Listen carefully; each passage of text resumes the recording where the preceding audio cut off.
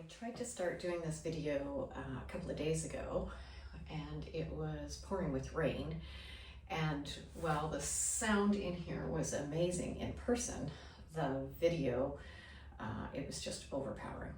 So as a reminder to myself, I'm going to insert some of that footage here. It's a rainy day in late October, and the greenhouse is 10.6 degrees, probably a bit too cool for the plants that I have in here. But it's just such a lovely space, just even listening to the rain on the glazing. It does sound lovely in person when it's raining. Where we are at now is sort of reflecting on the fact that this time last year this building didn't even exist, and so none of the experimentation in what works in here and what doesn't had begun yet. So I did want to do a series of videos about the construction of this before we forget about the process that we took and how we ended up here.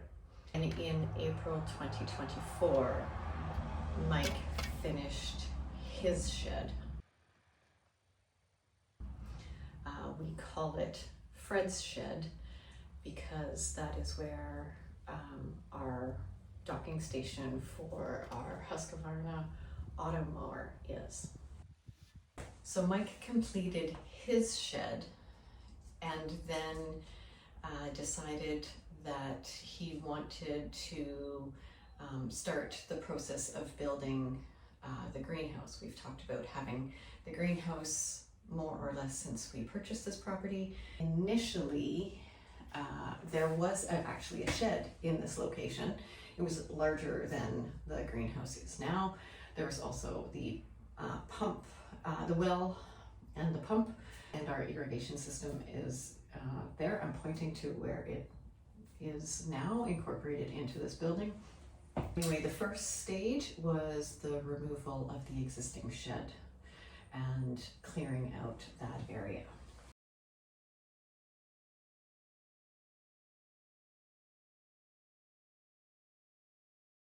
There was a mountain ash tree not far from where the doors into the greenhouse are now. It was actually almost cut into by the roof, the metal roof of the previous shed. So that mountain ash tree had to come down. And then we could begin the excavating. So Mike borrowed an excavator from some friends of ours. So Mike had to be careful when excavating to make sure that none of the lines going in and out of the pump house, the water lines, the irrigation lines, and the electrical as well, make sure none of those were impacted by the excavating. As with most projects with an excavator, we ended up with a little bit of scope creep, and the hole was larger than required, which turned into an opportunity as we decided that then we could do a poor man's geothermal. The next step was in building the forms, then pumping in the concrete,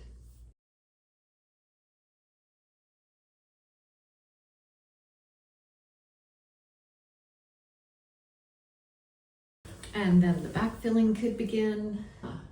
We had pruned the hedge, which is just on that side of the building, pruned the hedge back, made it bare to the trunks, and that gave us a lot more space for some outdoor storage out back. Also made it easier to work in the area while the construction was underway, and so all that area had to be leveled.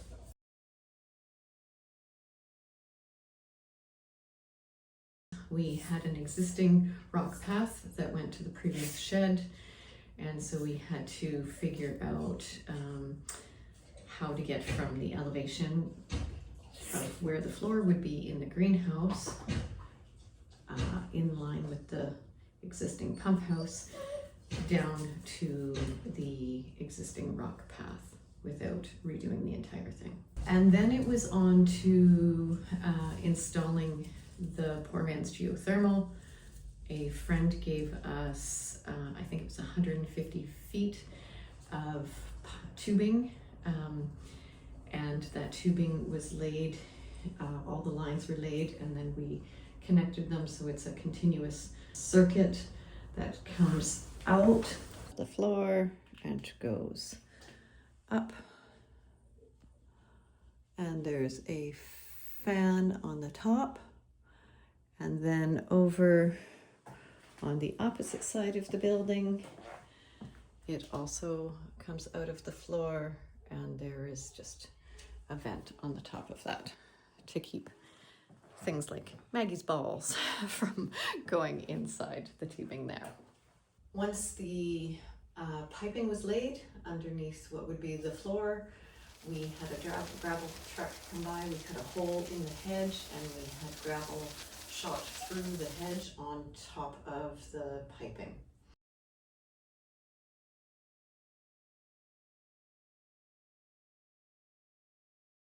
And then the glazing arrived, and we borrowed a skid steer from a friend. So lucky that we have friends with all of these tools. So we were able to get that off the truck ourselves, and we put that into our storage and moved on to the laying of the flooring. So we got these blocks actually a couple of years ago, but we decided that they would make great flooring in the greenhouse when we got around to it. So Mike laid the flooring in here, and then once he was done with the flooring, we moved on to other chapters, onto camping and summer activities. And that's the first chapter, more or less, of the greenhouse build.